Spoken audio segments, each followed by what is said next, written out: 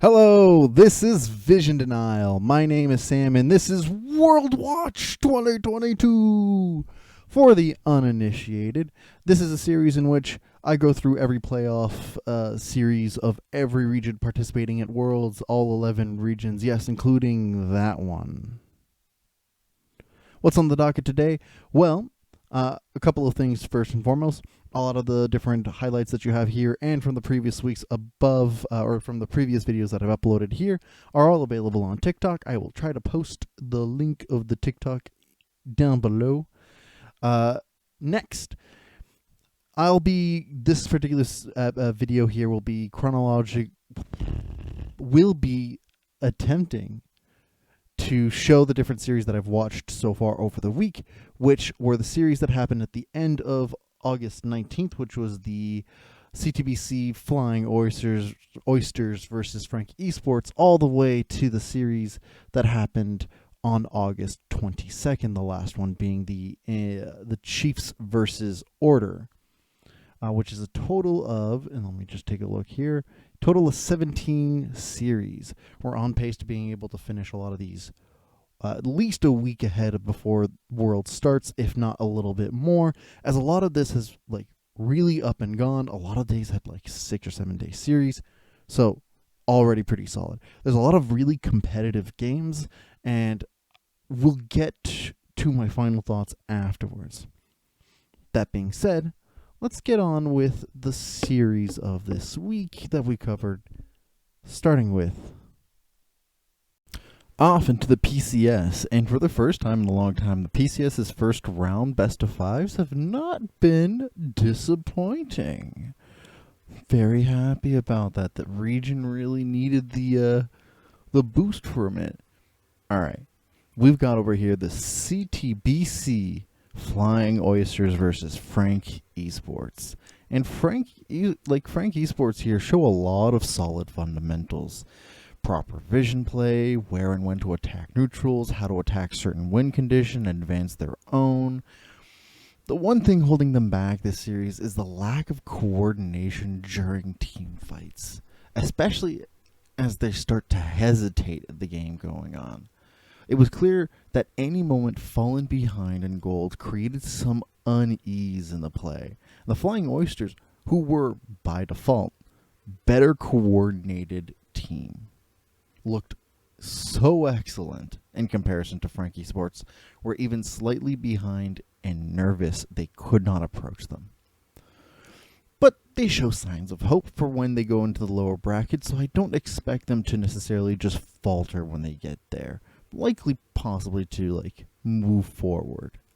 The Flying Oysters, on their part, concern me a little bit by the brazen approach to their neutral objectives and inconsistent use of vision or lack thereof. Like mentioned before, the team fighting is excellent and their coordination, and they have solid use of side lane pressure that is being managed excellently. They weave their drafts in a way that allow them to flexibly pull in LNG Esports and use their aggression as a point of impact. It's very rare to see a team proactively bait their opponent into fighting instead of just waiting. It's a very clever way to circumvent some of the draft weaknesses that they pulled in. Let's see how it holds up against their rivals in the Talons going into the next round. Shout out specifically to Gemini and Rest, who established a lot of the early groundworks that allowed them to win these fights later into the games. Let's take a look at the next one. We head off to China in the LPL for a match of Titans, the MSI champions versus the world champions. We've got Edward Gaming versus Royal Never Give Up. And many people expected this to go the other way. I was one of them. That said, honestly, Edward Gaming keep getting better and better every series that I've seen so far. That being Just 2, But still, every game so far has been better and better. Now, while while the Royals here still have the regional qualifier to look to, there is so many questions as to their approach of the game and their flexibility. The Royals hold solid vision and side lane pressure, but their teamfight coordination is a little all over the place, and their drafts frequently make their jobs much harder than necessary. Edward Gaming, for their part, are still showing some bizarre applications, notably in Game 3 with the Vladimir draft and never doing anything for it to scale properly despite it being a win condition. But they have shown that their neutral objective approach is excellent. Vision control could use some work, but the denial of vision affords a lot of room for their team fighting and coordination that seems unmatched at this point. I'm honestly blown away by how well they play with tempo and gold leads, and frequently where they put their attention of this tempo and gold lead while ahead. I think this team is looking like a solid contender for the top 10 at Worlds, and I kind of just want to see how they navigate being far behind in a game or facing a team that can actually match their team fighting head to head. But this team looks like they are going the distance and are very likely to qualify as one of the 4 of the LPL going to Worlds. Now, shout out to Flandre and Scout, who kept finding engages and re-engages that turned their fights in their favor every single time. It is mwah, chef kiss. Let's take a look at the next series. We head to the semifinals of the LCK straight in Korea. We've got GEN.G versus Liiv Sandbox. And honestly, anybody who knew how this matchup was going to go knew bloodshed was right on the table immediately. Now, I mentioned before that Liiv Sandbox knows when to fight, but not when not to fight. Fighting is such a hard motto of theirs, and GEN.G match it 100% to a T.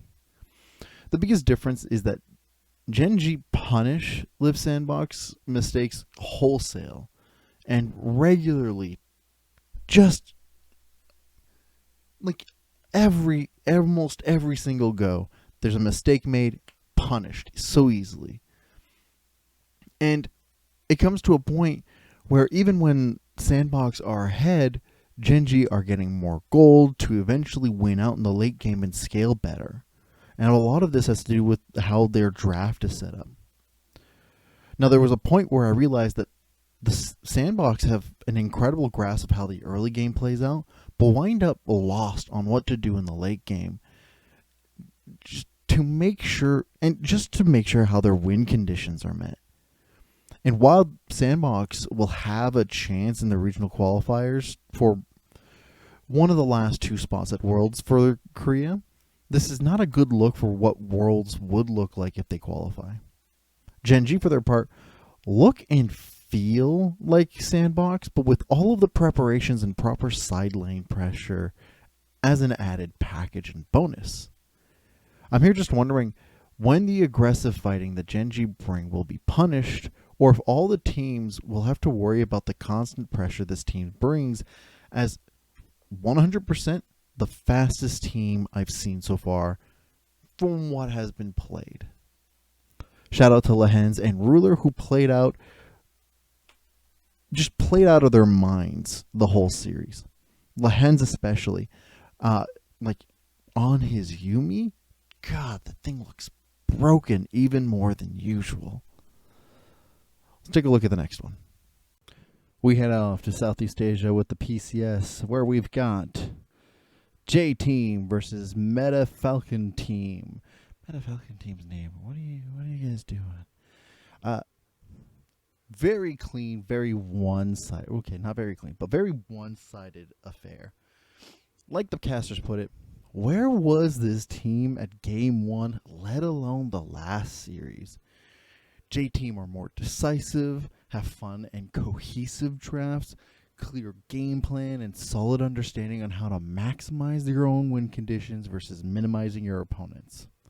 Now, Meta Falcon team, for their part, had overall stronger vision and neutral setup, but never enough to handle some of the fights that were coming their way, or even how to use the pace to their advantage to close out games when they did have a lead of some sort. Watching the series gets me to think that J-Team, given their regular season history, is for sure 100% unable to pull these kinds of games against higher seeded teams due to either a lack of ability to do neutral setups, to have vision control that is consistent, or even consistent side lane pressure, so on, so forth. There are so many individual parts of it where the core fundamentals are there, but not consistently there. And they're a lot better than some of their lower seeded counterparts, but the series showed why they're the seeded third place, but also why they aren't likely to clinch one of the 2 PCS slots for Worlds unless they fix the underlying issues causing them to be unable to play against the higher seeded teams. Now, shout out to Kalunga and Uniboy, who really initiated these fights excellently and kept up the tempos in ways that forced Meta Falcon team to just be unable to answer or even respond in any significant way. Let's take a look at the next series. And we head to the first series of the Turkish region, the TCL, where we've got Fenerbahçe Esports versus Dark Passage. And I'm not going to lie, this is not one of my favorite series. It really comes out of nowhere in terms of expectations. What was happening this series? I fully expected Dark Passage to win this before watching anything. They were by far the most expected, the favorite of this series. And instead of finding the team that was super solid, I instead found a team that knew how to set up vision and neutral objectives, but were hesitant around every quarter, uncoordinated during fights, and when the coordination does finally stick, it's far too late. Not to mention the very questionable drafts from both teams. Only really in Game 4 did I think that both teams were considering how to approach high success rate plays. Fenerbahçe, for their part, showed some solid coordination and knew how to navigate these neutral team fights.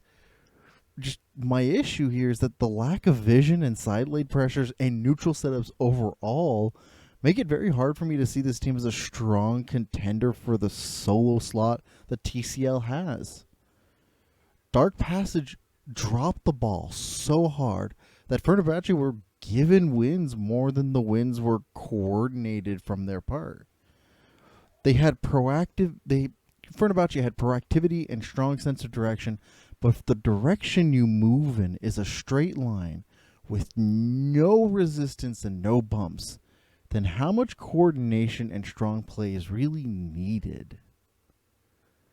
Not to lie about this, but they still executed on their plans and drafts as expected solidly, but there wasn't much resistance from Dark Passage to really see how well that execution was. Shout out to Damwon and Bao, especially Bao, who genuinely navigated these fights in some crazy ways to continuously outmaneuver Dark Passage.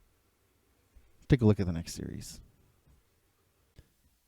We head to the CBLOL in the lower bracket for Red Canids Kalunga versus Kabum Esports.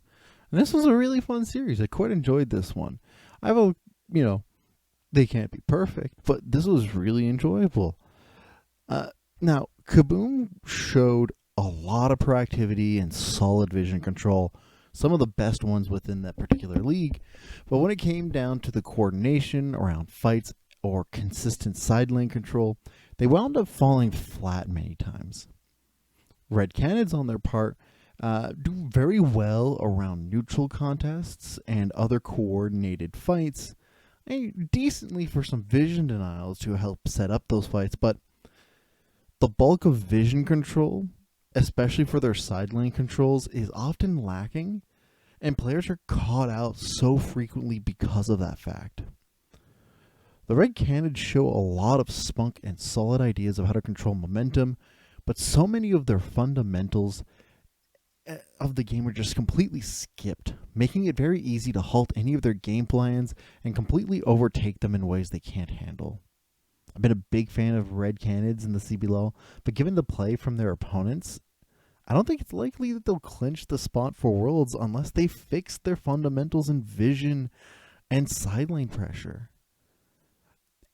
And doing so would help make their fantastic team fighting and neutral contests even more, like, just more better, right? Which is super unfortunate because when you see them approach their fights, a lot of the times they're so fantastic while they're forced behind. So hopefully they can fix those small issues, so easy to fix, and they'll be that more likely to go through. Shout out to Greftar and Titan, who, with all of their might, fought tooth and nail to find any small advantages or angles for the fights they had. Let's take a look at the next one. Into the LLA with, in Latin America, with Team Ace versus Rainbow 7. And it really didn't matter which way this could have gone. Now, you could have coin flipped just to predict who would win, and I would be okay with either result going through. Not because both teams are exceptional, but because both teams would constantly make mistakes in ways that would decide the game for them instead of their strategy or draft choices. By all accounts, both teams show some excellent neutral setup, vision control, and denial, strong draft senses, good understanding of how to approach their win conditions. But those aspects didn't matter so much as waiting for one side to make a mistake large enough at a time of the game that mattered where it would not be able to come back into the game. One team, they would keep making mistakes back and forth, and then one team would make a mistake large enough that no matter what they would do, it essentially cost them the game. Neither team really ballooned their leads in a significant way. Neither team played side lanes or sieges well either. And I'm left baffled because so much of the fundamentals are solid from either of the teams. And that is really frustrating to see these games decided by errors more than the actual merits of the players themselves. Either team moving on would not give me faith that either would claim the spot for LLA's representatives at Worlds. Shout out to 5Kid, who was the most consistent performer out of Team Ace, and Dimitri, who always seemed to be on the lookout to make a play and keep things going. It was really good to at least see individuals having moments to shine. Let's take a look at the next series. And it's the inaugural North American LCS Summer 2022 playoff. We got Team Liquid versus FlyQuest. And they threw us off a little bit. From game one, I thought this would be a lot more competitive. Both teams showing some solid signs of neutral play, great vision application, some wonky draft choices, but overall very adaptive. But then the series moves on, and Team Liquid just gets better and better as they go. Where I once thought they had some bad habits of slowing down as the game moves on, disappears, especially by the time Game 4 hits, where some of the more shallow vision tendencies becomes a lot deeper and a lot more expansive and complete. Any particular small mistakes, they seem to just build up better and better over time. Circle around the draft choices, though. Both sides opted often to play drafts that would benefit from stronger engage options, but instead opted into more complicated compositions, which inherently fine, but given the consistent application of these the inconsistent applications of these drafts, it confused me at times. Team fighting definitely goes the way of Team Liquid, and primarily on how they used vision denial to really gain as many advantages before the fight even begins. And while FlyQuest have some solid individual players and some solid outplay moments, you can tell that there are times where the coordination isn't quite there yet. Shout out to Santorn and Core JJ, who really applied the setups early game that allowed every snowball that Team Liquid themselves could play from and really gain advantages as they picked up things to go. Also, please, for the love of God, stop picking Vayne. There's a service announcement, all right? Unless you think you are that much better than your opponent, stop. It is disrespectful. I'm looking at you, FlyQuest. Let's look at the next series. We head off to the LPL in China, where we've got LNG Esports versus V5 or Victory 5, however you want to put it. And holy smokes, this was definitely LNG series to lose. How it got to Game 5 is beyond me. But there is something infectious about the hype of seeing the 7th seed clinch top 4 and really looking like they could go the distance for first place. LNG are still showing some signs that concern me. Difficulty with proactive play while behind or delayed.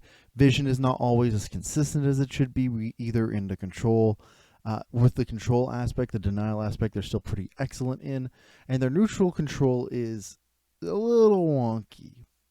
But they keep showing they know how to control tempo of the game, their leads, how to balloon them, side lanes, and more importantly, how to control the chaos that exists in a fight.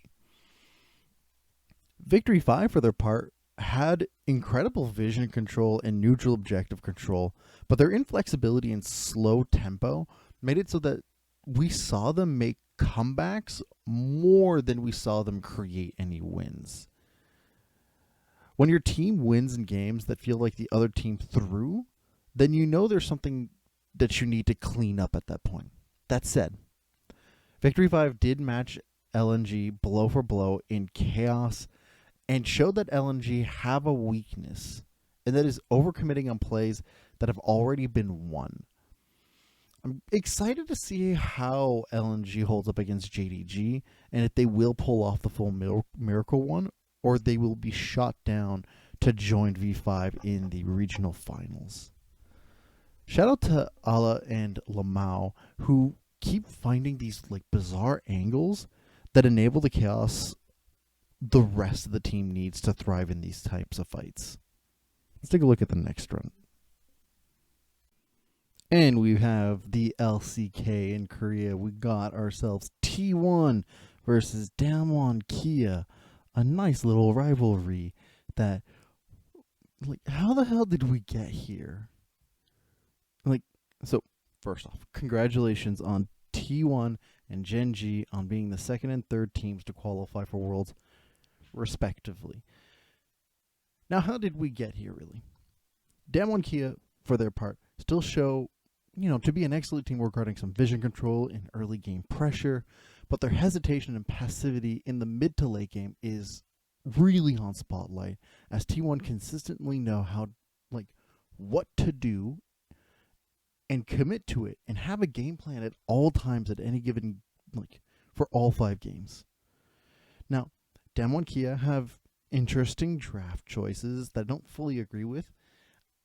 And for the first time in a long time, I think that T1 makes some excellent draft decisions, which is something not to be said lightly, especially for playoff T1s.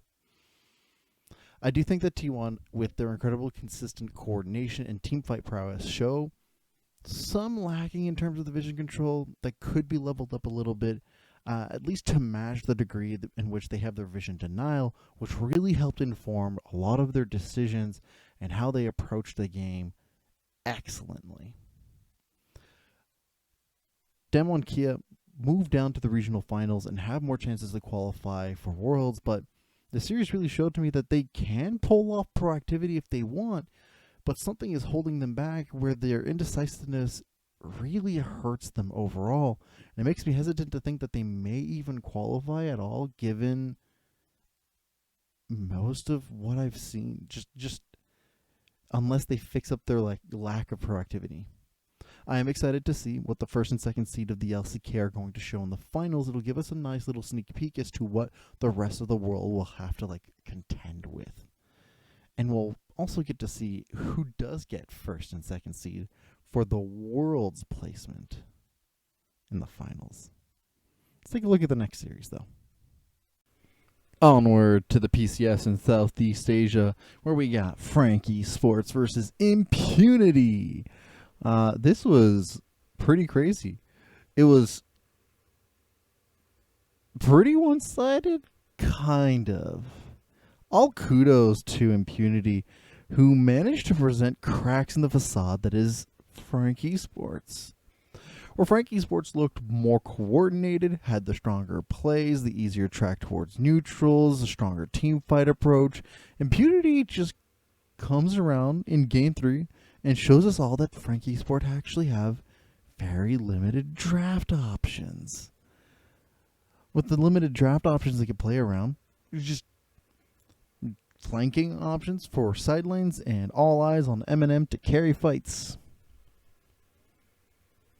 The second you limit the space for them to approach, then LNG Esports kind of fall apart and become super uncoordinated, which was really bizarre given the way that games 1 and 2 performed.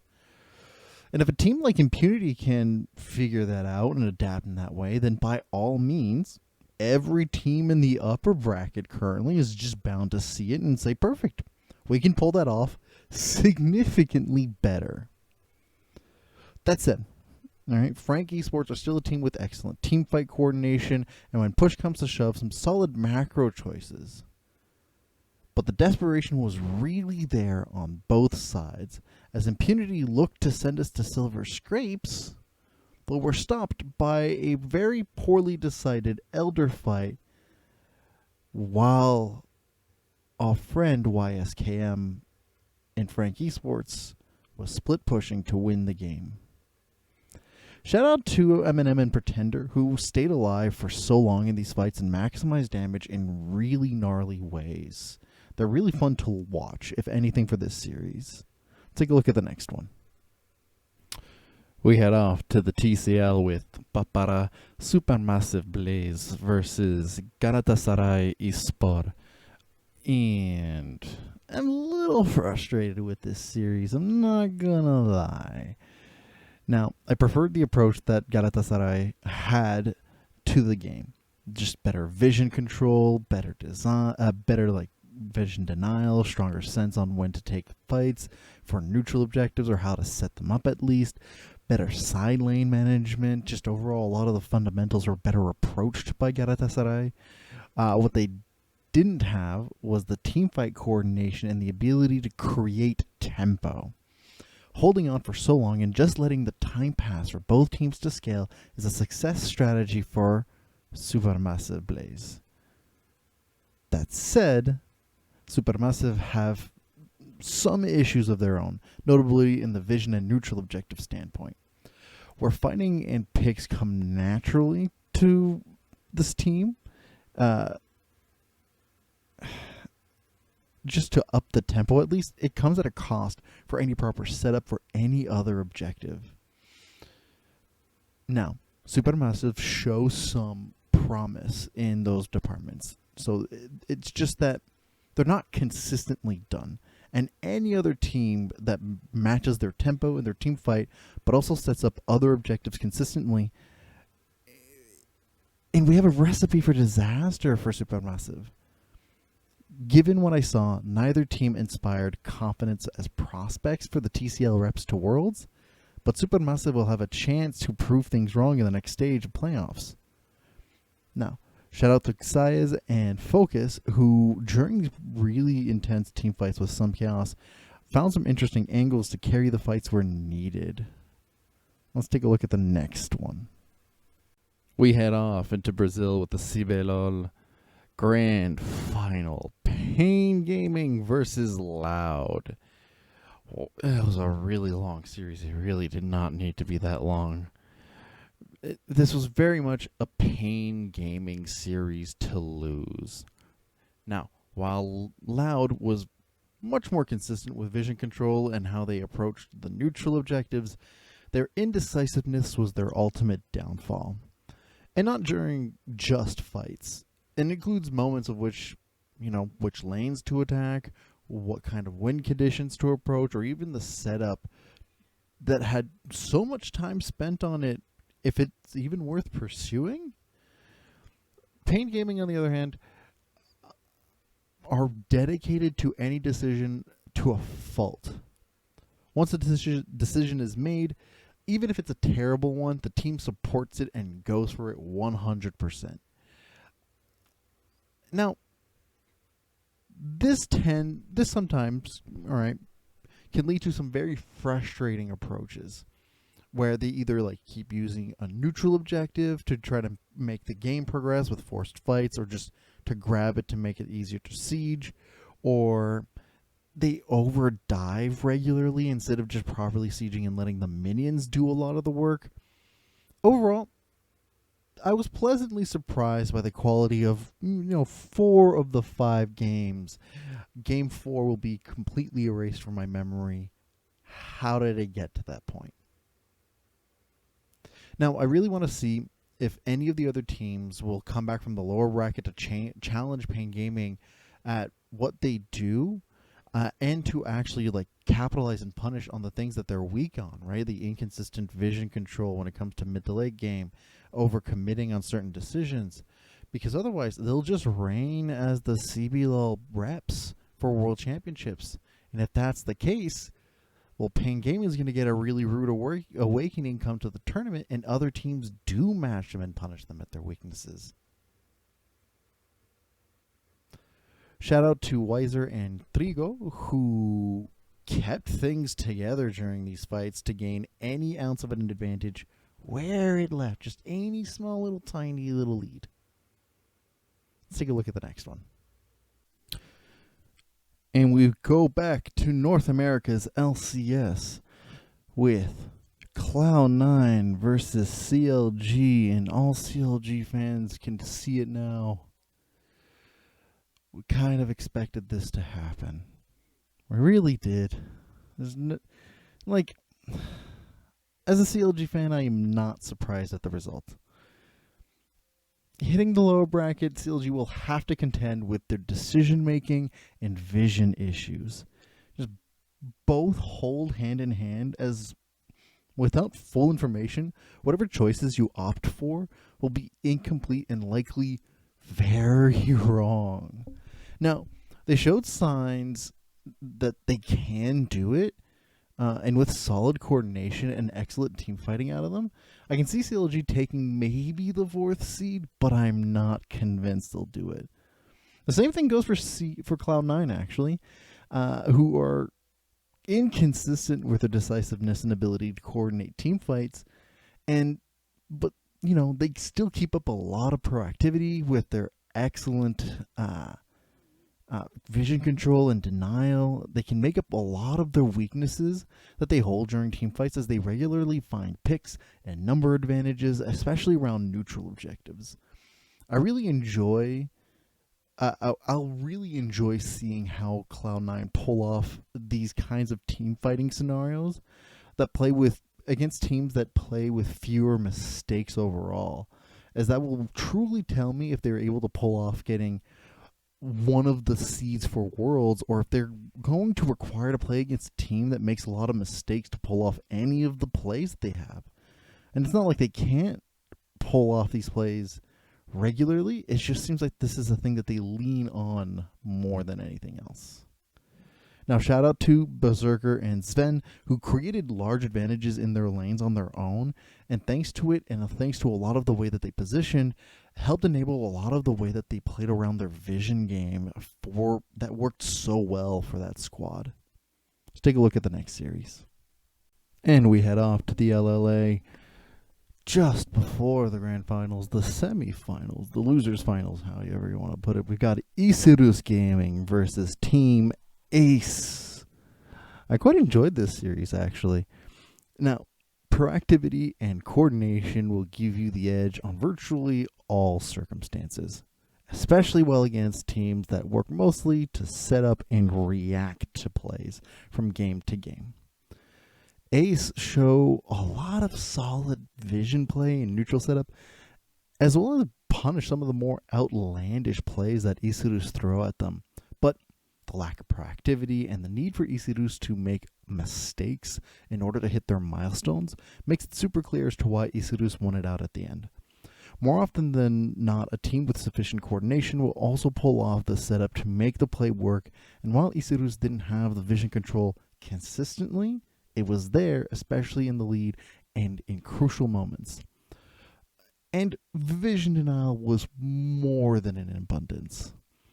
I mentioned those first and foremost because in terms of team fighting, these teams are pretty matched blow for blow, but it's just that Isurus always got the first blow in, and because all other things came out even during the early game in terms of like setting up regular vision controls or like wave manipulation or laning in and of itself, it mostly made zero differences outside of who was the team that came out first and just made the first play.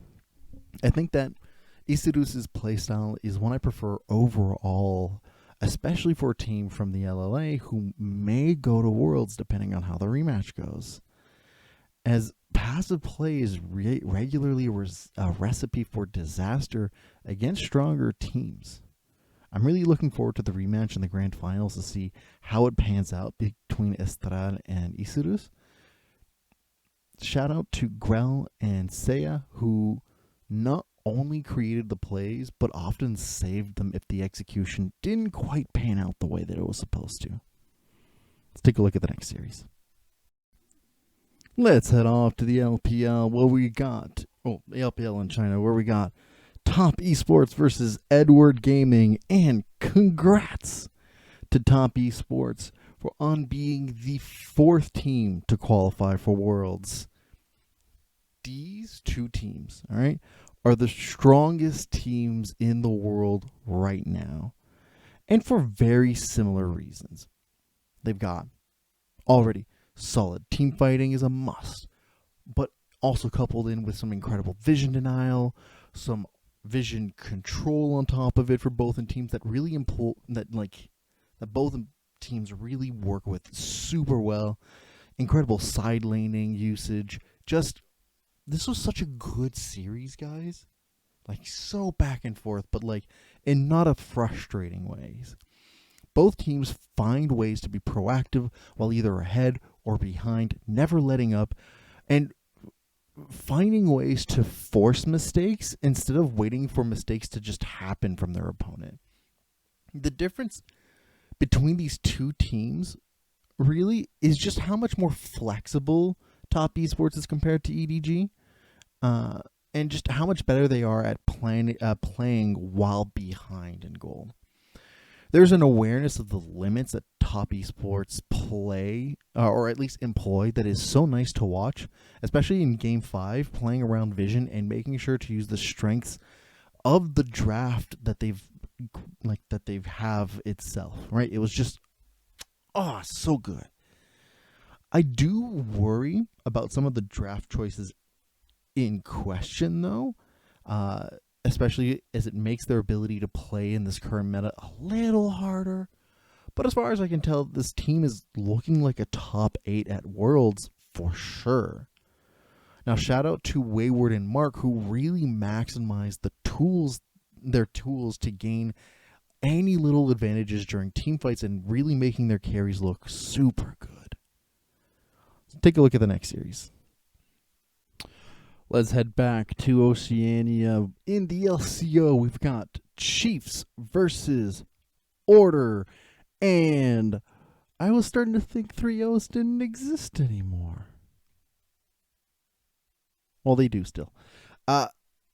Despite the scoreline over here, Order showed a lot of potential on how to approach this matchup if they ever make it to the rematch through the lower bracket. Both teams with some very clever vision play, flank angles, and neutral setups.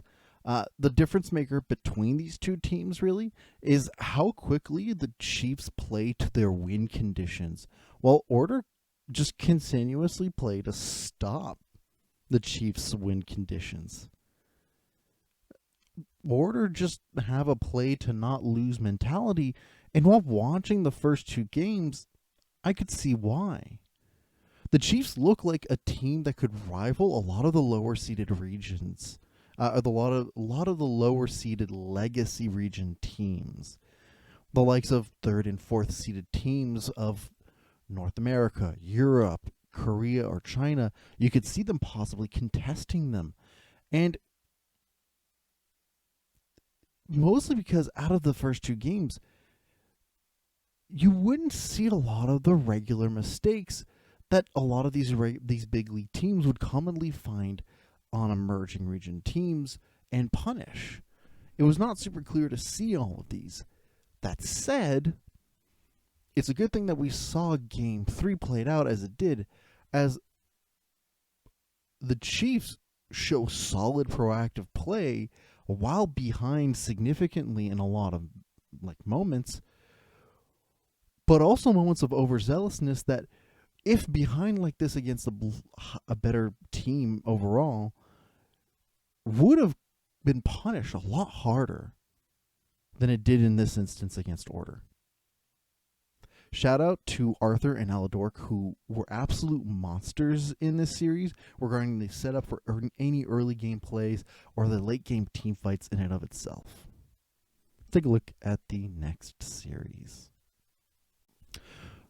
Well, that was a lot of series. And a thing that I really want to point out mostly is that so far, a lot of these series have been incredibly competitive. In previous times that I've gone through a whole a whole lot of these watches of these best of fives, there's a significant number of these that end in 3-game series or 4-game series, rarely 5-game series. And even then, the 3 to 4 game really leans a little bit to the 3-game series, as there's usually 2, maybe 3 teams that dominate a whole league. And I'm very surprised, and pleasantly so, that is not the case this time. There have been a total of, across the board from what I've watched so far, up until August 22nd, so before August 23rd, I'm 4 days late. There's been there's 3 series that were 3-0s. And that's significant for me, especially given the context of how Worlds ended in 2021 as being the most competitive Worlds that we had, and that had a bunch of teams who were significantly one-sided. We come into this now with a bunch of teams that have been hardened and competitive and a lot more willing to adapt, change, and work along the limitations that they have. We got ourselves a much better set of games coming into Worlds. Really nice. Yes. Another thing that I've noticed across the board, and I think the conversation's gone everywhere, it's how dominant blue side is. And I don't know if this is a thing about mostly the map itself enables a lot of the successes that come with blue side, or if it's the drafting. There's a lot of different champions that exist that allow a lot more flexibility with the blue side and a lot more reactivity from red side. And to that, I would say it's harder to tell with a lot of these. A lot of the drafts tend to just mirror each other sometimes, where two teams will straight up bring the drafts that they had from one side and just bring it to the other. And it just feels as if the nature of some of the champions that are being played benefit primarily from being able to have blue side as the side of as their side of choice. My thought being primarily is that Drakes have a lot of importance here over heralds that can be dropped, not always. And because there's only 2 heralds and there's going to be significantly more Drakes, if you're on blue side, it's easier, significantly easier to set up for Drakes And I think that's primarily why there's such a large focus and win there.